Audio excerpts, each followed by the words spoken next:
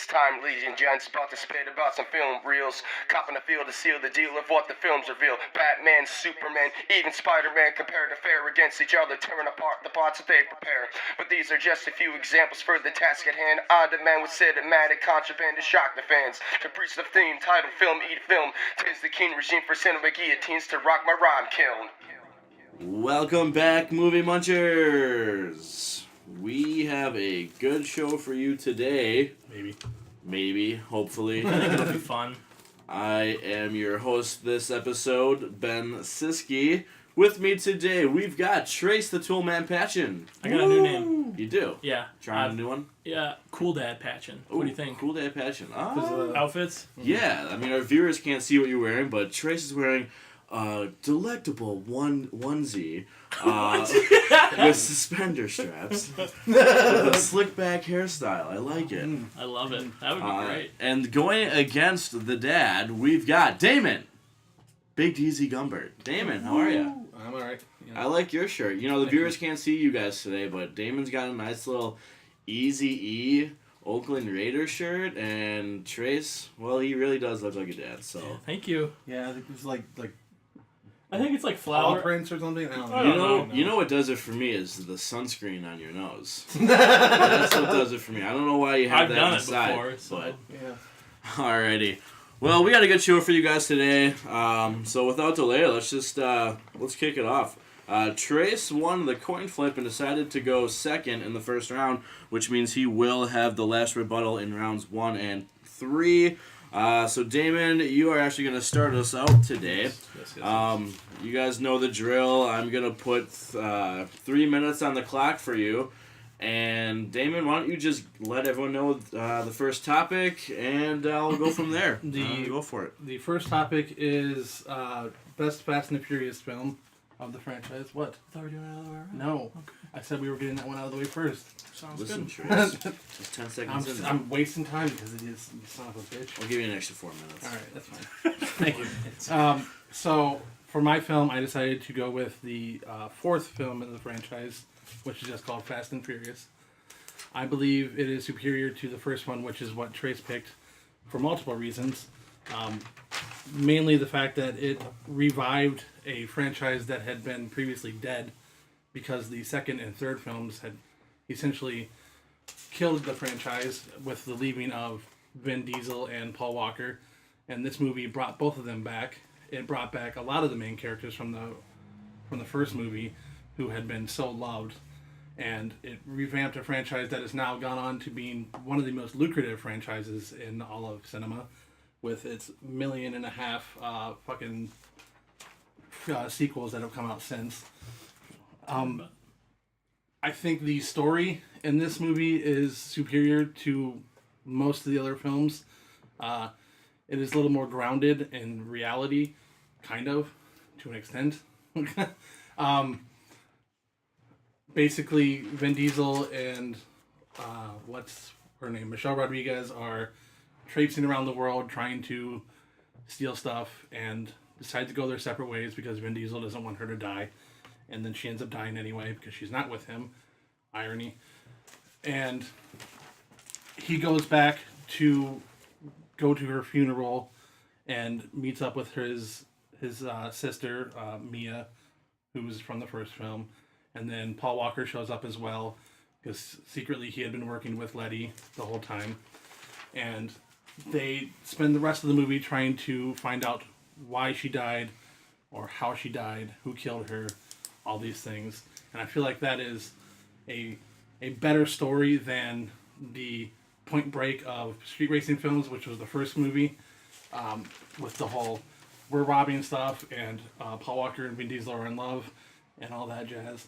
So this movie has emotion with one of the main characters dying. It has more emotion with Paul Walker's character being reunited with the love of his life, and then Vin Diesel finding out that he had something to do with his love's death, and it just all comes together. The main characters fight. It is just it's a really good film. I think it is the most underrated of all the Fast and Furious films, obviously, because it is like the least liked of all of the films, and I'm just gonna stop. Okay. Stop you there. Reset the timer. Dad, you've got 3 minutes. Go for it. Good. All right, yeah, I took the very first one, The Fast and the Furious, 2001. It was the first in the ever-growing series, and in my opinion, the best. Kickstarted the careers of virtually all the actors in the film, specifically Vin Diesel. I mean, this is the movie that gave us Vin Diesel as an action star, and actually gave him his own vehicle, no pun intended, to showcase what he can do in a role like this. Where the other films in the franchise focus on all the most ridiculous stunt spots seen in a supposed real-world setting, this film dwells on some of the most fundamental aspects of what makes this franchise work, and that is the cars and the emotional connection of the characters. We get fast-paced action, drama without losing the essential charisma that the two leads hold, and I think it's probably the best demonstration of their charisma in this film here. It doesn't fill itself with a ton of CGI. Obviously, it has some, but it's not over-the-top, ridiculous action like the fourth film started us off with. And contains the action and the drama of the film a little bit way more grounded than the later films in the franchise. And honestly, the two leads hold up a lot of these elements in this film, which gets lost and feels recycled as we go on in the series. Paul Walker gives us Brian O'Connor's arc, which becomes the defining role, unfortunately, in Paul Walker's career. And I feel his character arc in this film gives us a better look overall about his character throughout the series. You could say what you want about it, stealing from Point Break, main plot points, or plot elements, but there's still enough in this movie to make it its own. We can go on about this. It's like the Avatar argument all over again, so I'll leave that at that. So his character arc was fantastically done, but you got to give it to Vin Diesel, who steals the show in this movie, and finally shows the world the action star he is, and just really just launches the career of him, Michelle Rodriguez, and Paul Walker. All of them benefited greatly from this film. And then the final showdown between the two of them is very heart-wrenching, it's very emotional, and gives that connection, that charisma that we were seeing in blossoms throughout the franchise. But it's best displayed in this movie, and this is the movie that started off this franchise that's become one of the highest grossing of all time. And I just don't think any of the other films can attach and emit the emotions that this movie started and set the groundwork for the rest of the franchise to come, and that's why it's the best one. Hands down, especially over the fourth one. So. You stopping there? You see the creepy kid in the window, right? No. Oh, yeah? Just sitting there with her hand against the window, washing every year. It's really creepy. Trace. We should go live on Facebook so we can watch it. Yeah. We should. Some people say that Fast and the Furious 1 is kind of a ripoff of Dante's Peak, where that's true. Vin Diesel is just a metaphor for the volcano. Yeah, true. What do you say to those people? I'm going to have to say to just, sit back and watch the movie. Go for the ride, You don't have to dwell on similar plot points, man. Just carry the wave. Ride the car. I don't know. Excellent. You know what I would say? Mm-hmm. No, Monica!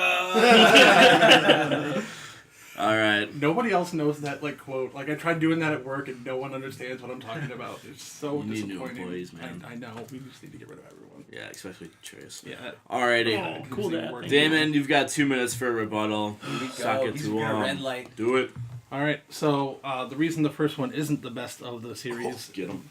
let alone the best of these two movies, is because it is such a ripoff and it doesn't have that much emotion in it. The plot is forgettable at best. You don't remember it for the stealing of DVD players or whatever the hell they were stealing from trucks. You don't remember it for, Paul Walker being an FBI agent who is tracking these people. You remember it for those two relationships, which is fine, but that's not what the movie is about. It was about, in general, the fact that Paul Walker was trying to infiltrate this organization to find out who was doing these things, And no one remembers that about these movies. They remember the fact that Paul Walker and Vin Diesel were there and they raced cars. Like, it's such a forgettable plot, other than the fact that there, has 8 fucking sequels to it. Whereas in the fourth one, you remember the fact that someone died. You remember the fact that those people were trying to find out why that person died. And the emotion in that movie is so much higher than the emotion in the first one, with Vin Diesel being obviously, like, really, like, hurt that he has to basically turn around and, like, find his like, eventual best friend and turn him in. And then they hadn't even, like, gotten that far into that relationship in the first movie. Like, the only, like, inkling that those two were even friends was at the end. Whereas in the fourth movie, they're friends throughout, and they're working together to try to find a murderer. They're also, like, Paul Walker is, like, kind of, torn whether he needs to turn him in or not. And it takes the emotion from the first movie and cranks it up to 11. Boom. Like that Spinal Tap reference? Yeah, I did. I haven't even seen that movie. Alright, there's 2 minutes.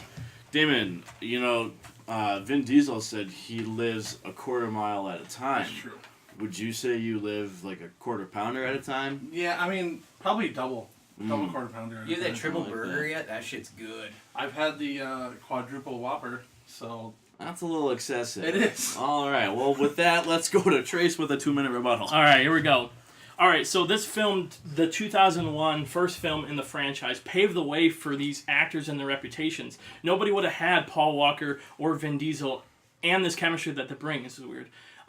Without this movie starting it off and giving us the best representation of these characters. Plus, get me on the fact that the women's representation in these films. They brought back a fan favorite in the fourth movie, Letty, and killed her off within the first few minutes of the film. And this is only her second film in the franchise, too. Not to mention Mia, the love interest of Brian, Paul Walker's character, and Vin Diesel's sister, was hardly utilized on the same level that she was in the first movie in this one. So focuses on major plot and the themes at play on a grounded level. Damon says that the fourth movie was grounded. Yeah, right. A lot of the stuff was unrealistic. It started the section of the franchise where they all became superheroes and they were doing this otherworldly stuff, and it wasn't nearly as grounded as what this film does. I mean, action stunts, more realistic. Not to mention, it was such a huge pop culture influence. It raised the popularity of racing, street racing in general, exported cars, and NAS. I mean, come on, that was huge in the early 2000s. Just a couple of statistics. Fast and the Furious, the fourth one, Cineblend, last of the some ratings of these films, last of the series. IGN, fifth of the series. Entertainment Weekly, last of the series. Metacritic, second to last of the series. It just doesn't hold up. It really isn't that great. You forget about a lot of the plot points. The best thing about it is that it brought back Vin Diesel and Paul Walker, but they didn't really do anything with him until the next couple movies. In this movie, Vin Diesel was moping around the whole time. He wasn't the action star that he could have been, and I just think the first movie gives us way more weight with these characters. Yeah, you can say it's a recycled plot, but that doesn't mean anything. It still has enough in it that it holds its own, obviously, to make its own franchise. So I think that's why this film is the best of the series. Ooh. Did you hear any of All that? right. Not really. Okay. It was weird. Which is fine because it was your rebuttal, so I don't really care. Ooh. True. All right. Give me a minute to get this tallied up. We'll find out who the winner of round 1 is. All right, round 1 is in the books, and let me tell you, boys. Was it Fast and was it Furious? No, Too it was fast, kind of the opposite. But how do you guys think? I don't know. Who won? It's tough. It's not really a subject that we're like Yeah, I don't both think either like of us were, 100% really wanting that one. into. So I feel pretty good. I mean, I could And it tell was neither of random. you were really into it because it took until Trace's rebuttal a minute and a half in for one of you to even mention a car. So, I said it in the opening. I have it written down right here. no, He not made, really. he made a stupid joke about a car for Vin Diesel. I said, and I quote, He's stupid. the fundamental aspects of what makes this franchise work: the cars and the emotional connection of the characters. Okay, so Wow. That changes I'm just everything. saying. I'm just saying. I didn't hear it. you know, I really didn't hear it either. But either way, It's on you Total said Change. car once, and the 3-3-2. You know, it was a good It's like 10 minutes. 9 minutes. It's 9.5 minutes in to even mention like racing or anything. But because you did, that actually earned you a little bit higher of a rating on my grading rubric, Trace. Okay. I think honestly, I marked you guys down the exact same. And Trace did win this round just because I thought he had a strong rebuttal. In his rebuttal, he did mention how it did pave the way pop culture wise, for underground racing, things like that, and it did pave the way. It did boost the It did career, boost the career for a lot of the people in the movie. But other than that, it's like you guys Saving were. Private Ryan did that for Vin Diesel. Thank you very much. Yeah, right. Yeah, It's right. got blood on it, fish.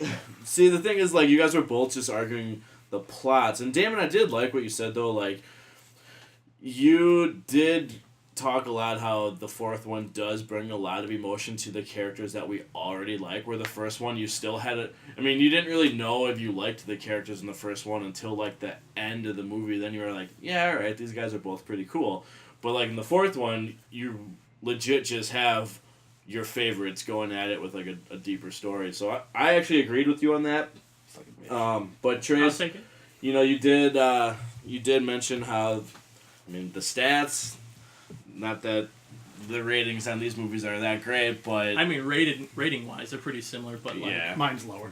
Slightly, Significantly really? lower. But- Mine's the worst of the franchise rated wise. Oh, wow. Well, Yeah, there but you go. your rebuttal is basically what gave you that one extra point Come to beat on. Damon. So, hey, whatever.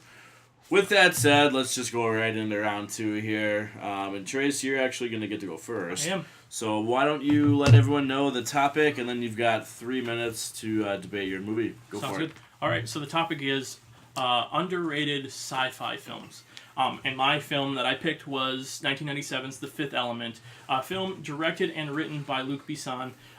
It was actually inspired by 70s French sci-fi comic books, starring Bruce Willis, Mila Jovovich, Gary Oldman, Chris Tucker, and set in a 23rd century world or like universe. They never actually give a real time frame. And the survival of the human race is at stake, as well as the planet Earth. And it's in the hands of a taxi driver, a mysterious woman, and a priest. I mean, that's a pretty ridiculous concept. And this Yeah. movie, shut up. And this movie really dives into sci-fi stuff. I mean, pretty straightforward plot on the surface, but there are a lot of big, deeper elements. I mean, he does. Luc Besson does take elements from like Plato's 4 elements, creating a fifth, which is life. Very awesome sci-fi stuff.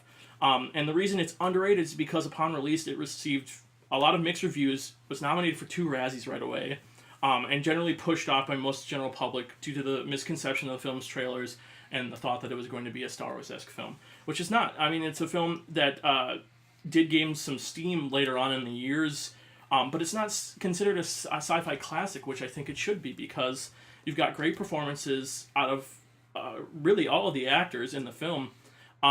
Amazing costume designs. It really brings you into this world, as well as practical effects that are used throughout, and special effects that are all, pretty ahead of their time for the budget of this film. That all build to a unique and futuristic world that holds up to this day, and that's, essentially the basis for sci-fi films. It's got amazing characters, and I literally fight anyone who disses Ruby Rod, which I'm sure you're probably going to do, as well as it's Chris Tucker's character. Oh, okay. As well as heartwarming up and down motions throughout the film. So it's got everything that you want in a fun popcorn blockbuster, but it really dives into the sci-fi elements of the film. Quirky, fun, unique characters that makes it stand alone on its own from, say, other space sci-fis that we've seen, say, like Star Wars, like what most people thought it was going to be. And this film needs so much more recognition than it gets. And yeah, like I said, it has gained some traction over the years, but it's definitely not in the picture when you're talking best sci-fi films. And I think it should, because it really paint a specific world for us here with Besson's vision. I mean, this guy's a hands-on director who gets in there. He paid extra out-of-pocket money to get specific people to come and storyboard. So it was like those comic books that he read when he was younger, to bring that unique sci-fi vision. So yeah, I mean, really, really an underrated film. So All right, stop you there. I do really enjoy Chris Tucker in that movie. It's great. It's hilarious. He is Come on, my man. so funny. Honestly, Chris Tucker. If there was ever a category for most underrated like actor, Chris Tucker has got one of my votes. Like he is so funny. Like Money Talks. No one has seen Money Talks, and it is hilarious. Charlie Sheen. Yeah. It is so good. Because I'm still a player. So good. All right. Anyways, Damon, 3 minutes. Let everyone know what you picked. Go for it. All right, I picked I Am Legend, which Big I Willie. feel like is we talked about this in our Will Smith podcast, but I feel like this is one of the most underrated Will Smith movies, as well as sci-fi movies, as well as just movies. I think his performance in this movie overshadows every performance in Trace's movie. I feel like he shows an incredible amount of emotion, an incredible amount of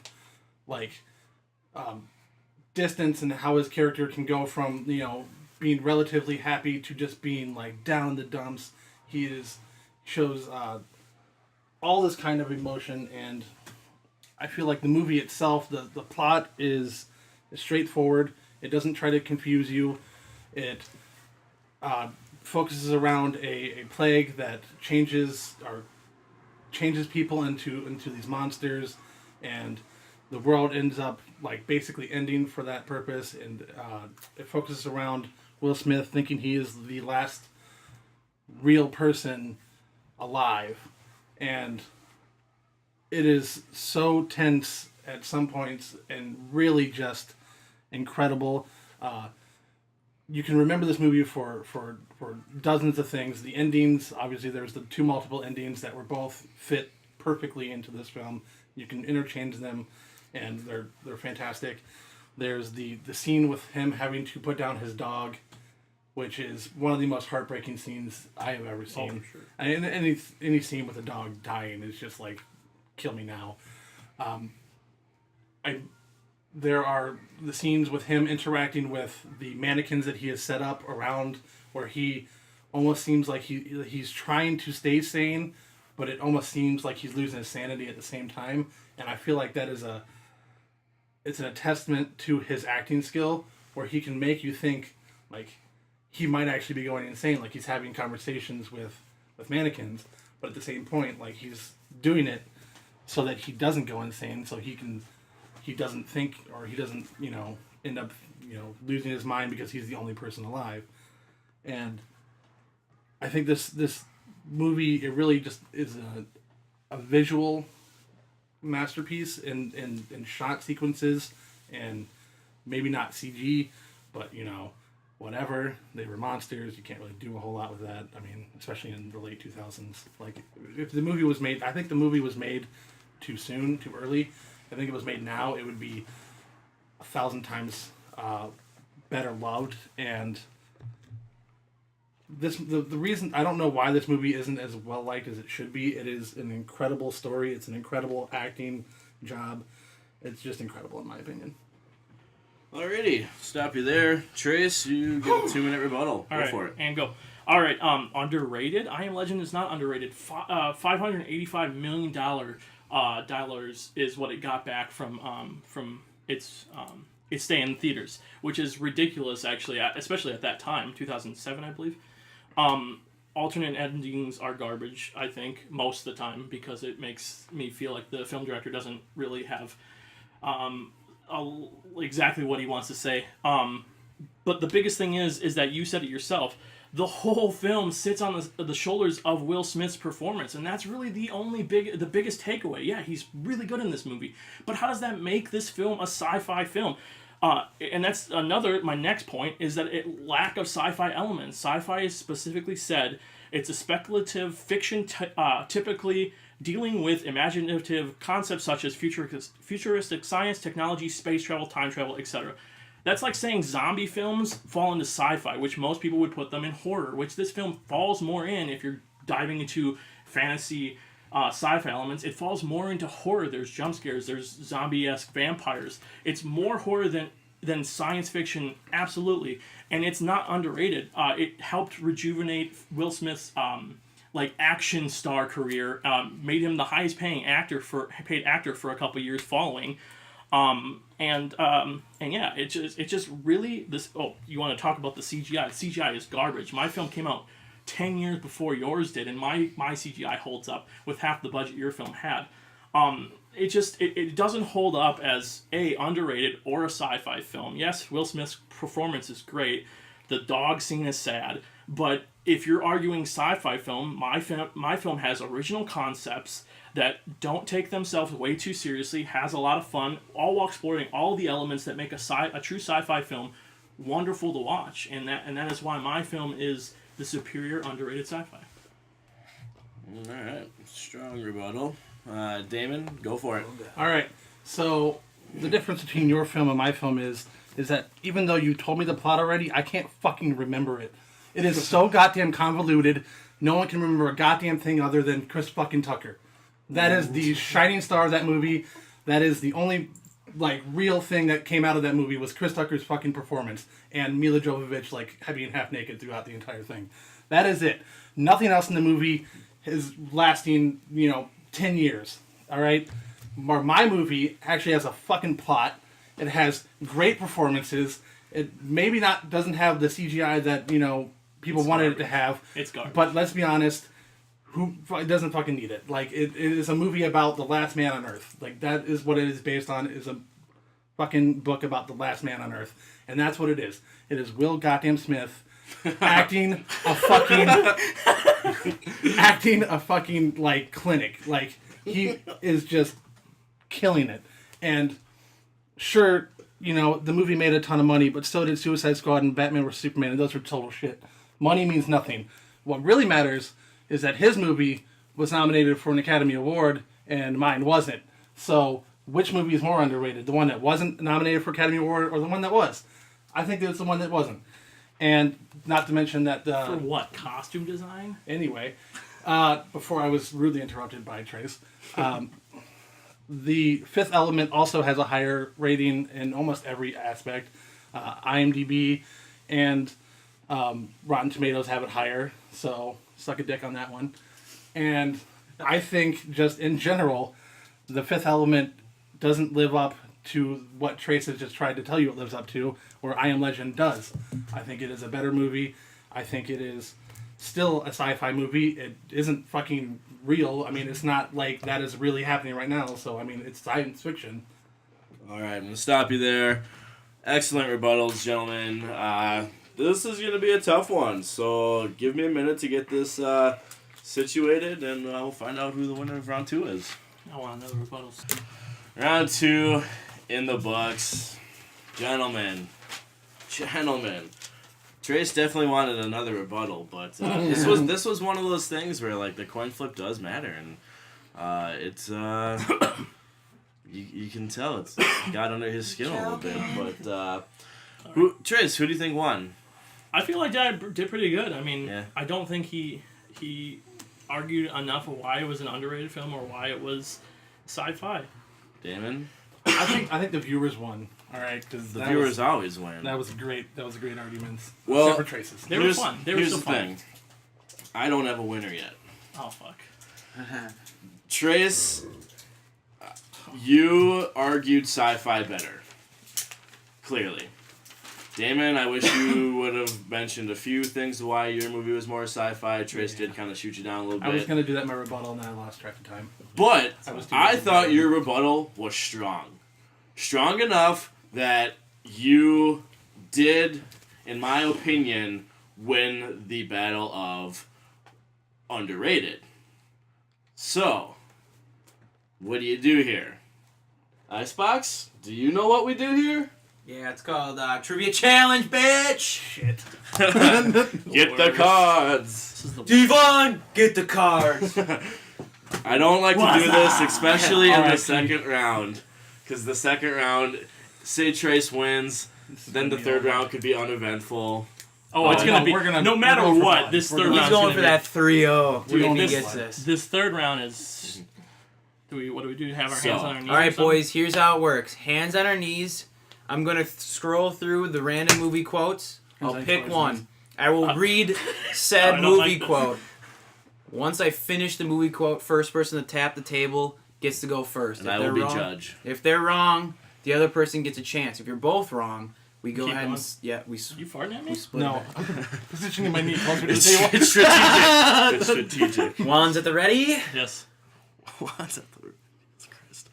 Hey, All right, are we ready? Remember, wait till I finish Yep. the quote.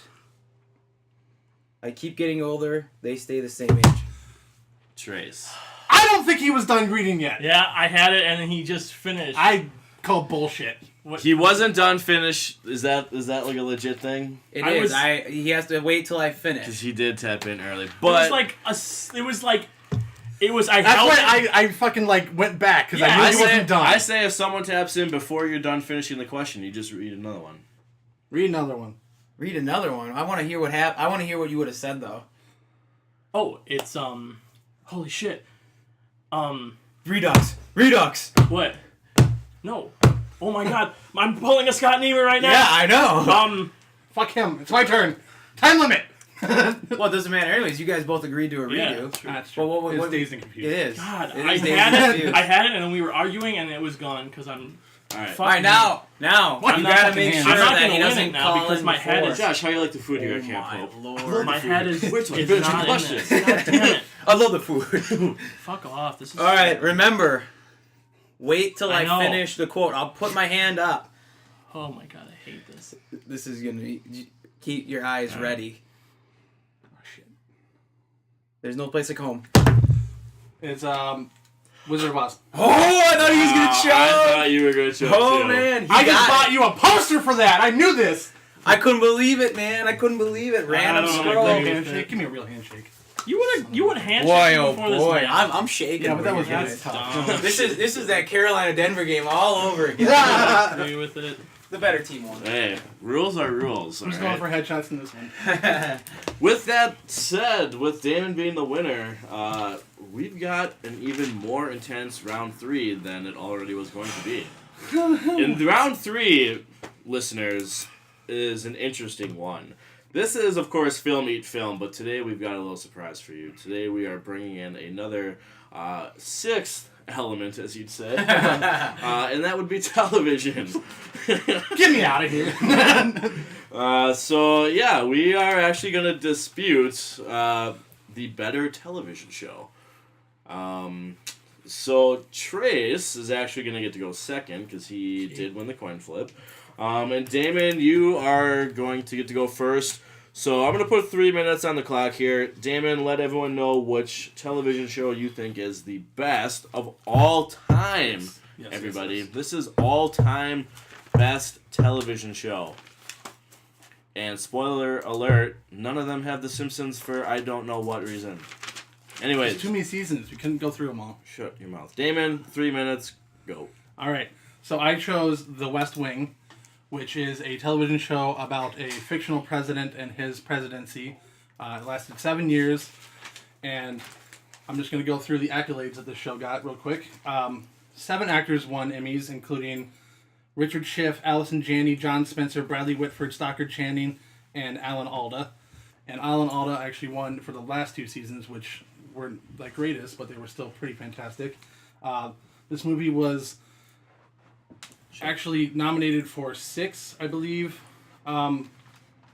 6 outstanding directing nominations, and it won twice. It had, I believe, 6 or 7 times it was nominated for outstanding drama series, which it won 4 times, which is tied for the most all time, which is not Lost. That is not in that list. The amount of actors who were on that show that were nominated for Emmys are Martin Sheen, Richard Schiff, John Spencer, Stockard Channing, Allison Janney, Rob Lowe, Bradley Whitford, Oliver Platt, Dulé Hill, Mary Louise Parker, Janelle Maloney, Mark Harmon, Tim Matheson, Ron Silver, Matthew Perry from Friends.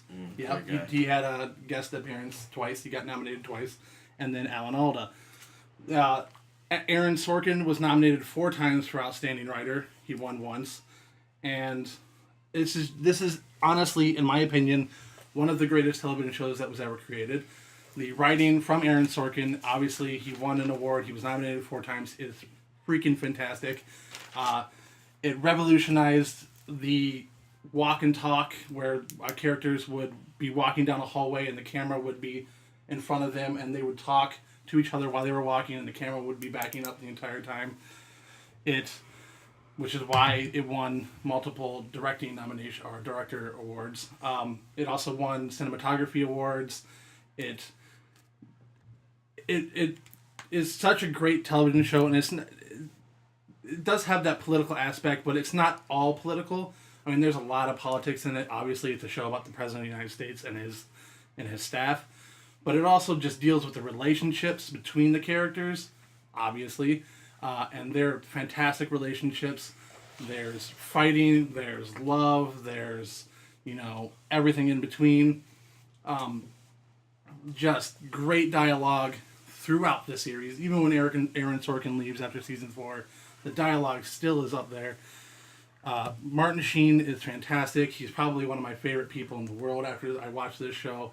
God, I don't even know what to really say else. It's such a well-rounded show. There are some down parts, but they're episodes instead of seasons, which is unlike most other shows. It's just absolutely fantastic. All right, 3 minutes. Stop you there. Can I have the time over here? So Yes, you may. All right, Trace, you got 3 minutes. Please pay attention. I have a lot to say. Lot to say. I have 2 pages of stuff to say in 3 minutes.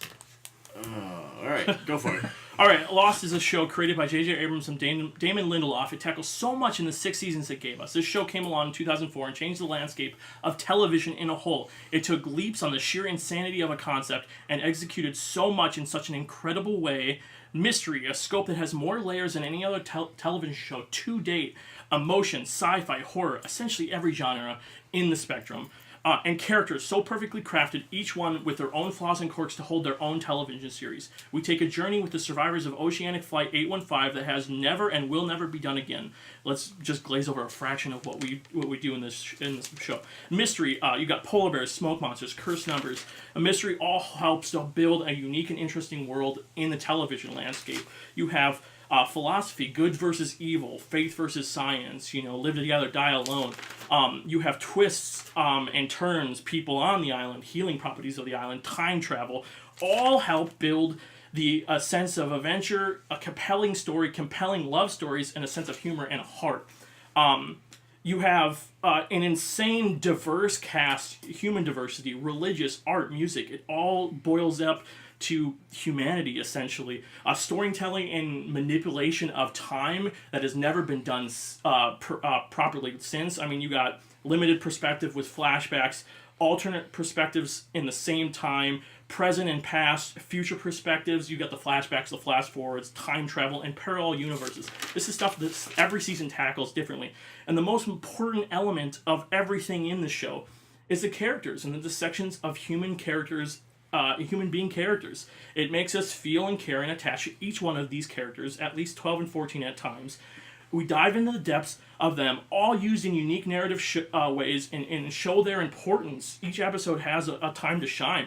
Happiness, joys, the depths of sorrow, the feeling, good nature, just great characterization. It shows at the core that these people transcend race, transcend culture and religion, and differ only by the interaction as human beings. The fact is, we all die in the end, but the journey of these choices made for these characters define us and define this show.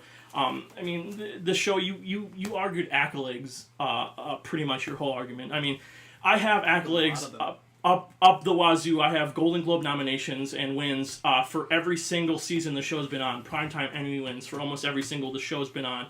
Actor wins across the board. I mean, there are no slouches there, and this film really showed that you can, or this show really showed that you can make film-esque television shows, and it pushed the boundaries. I mean, the pilot alone cost $14 million to make. I mean, it is, to this day, rated one of the highest, best pilots of a TV show, bar none. So, I mean, there's just so much that Lost brings to the table, and it has such a lasting effect. I mean, people are still discussing the fundamentals and elements of this show almost 10 years after it's off the air. What has the West Wing done to television? Well, we're going to find out right now in Damon's 2-minute rebuttal. Yes. Go for it. All right. So obviously, I was talking about the accolades because I wanted to point out the fact that the Lost doesn't really have any when it comes down to Emmys. It had 2 actors win Emmy awards, John Locke and Michael Emerson. I don't actually know. Terry Yeah. Quinn. Yeah. Anyway, those were the only 2. It lost almost every time that it went up in Outstanding Drama Series. It just doesn't hold a fucking candle to what the West Wing. I mean, the West Wing has. Hi, Kaylin. The West Wing has done enough to where it teaches people stuff. What has Lost ever taught us? Not to go on a fucking airplane, not to get trapped on an island. Like, the West Wing taught me about politics. It taught me about, all the branches of the government, how people act in those situations. It is like an inner looking into our government and how it works or how it should work. And I think that is what it brings to the fucking landscape of television, is that it actually teaches while also being just an incredibly made television show. Also, it has a plot that's not super convoluted and doesn't change every 5 fucking seconds like Lost does, where you go from one season everyone's just trapped on an island to another season where there's other people on the island, and then the next season there's fucking time travel, and then they're all in fucking purgatory. Doesn't make any goddamn sense, does it? No, because that's Damon Lindelof and he's a fucking psychopath. There's subpar acting, as I've already previously said. None of the actors are really that good, especially, and I'm going to shit on him right now, is what's that dude, the good looking one with the super square chin? Help me out here. Real quick. Okay, fuck it. That dude sucks. They're not interesting. I don't think any of them have, and they're not good people. Like, why should I be rooting for these people to get off the island when all their backstories are shit? Like, they're shitty fucking people.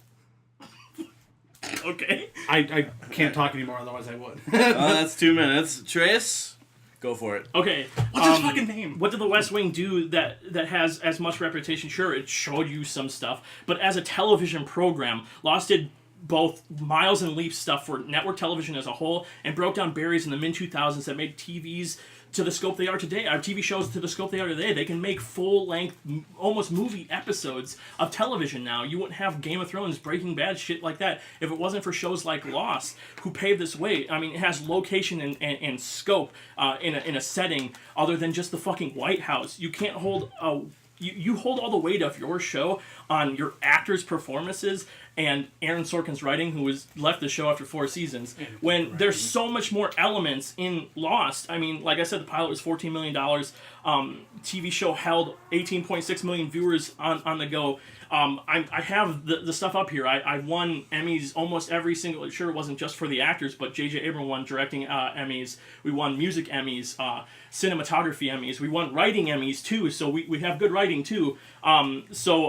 It held on IMDb Pro before it had viewers ratings. It held the top show spot for 8 years until they put that in. Ranked number 27 in the Writers Guild Best Written Shows of All Time, and the finale that still holds discussion to this day. First of and the biggest thing of all is that West Wing isn't even your favorite show. So I mean, this is a show that it boils down to. This is best television shows, not favorite. I just want to point that out. Okay, well, no. I mean, it just holds more weight as a show. Lost affects jumps. Bounds and leaps over West Wing, giving some of the best characters on TV.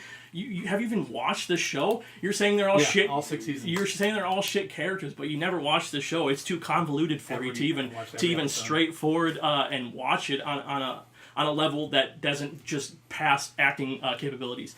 So I mean, Lost is bar none the best TV show of all time. Just get it out. 3 seconds. You went over. I'm just kidding.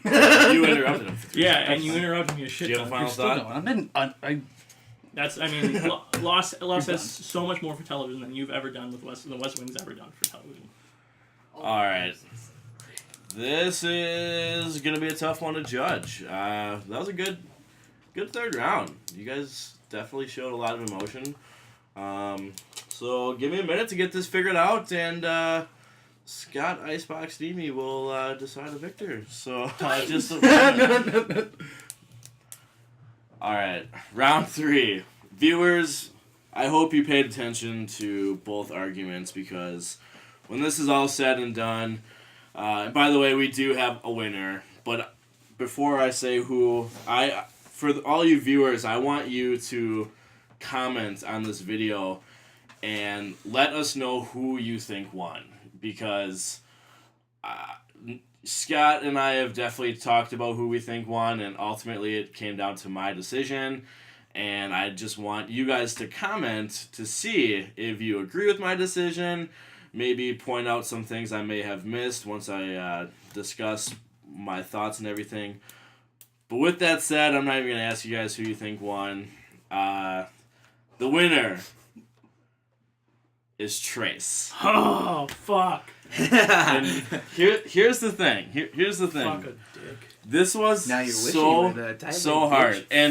And we definitely, you know, obviously we edit this.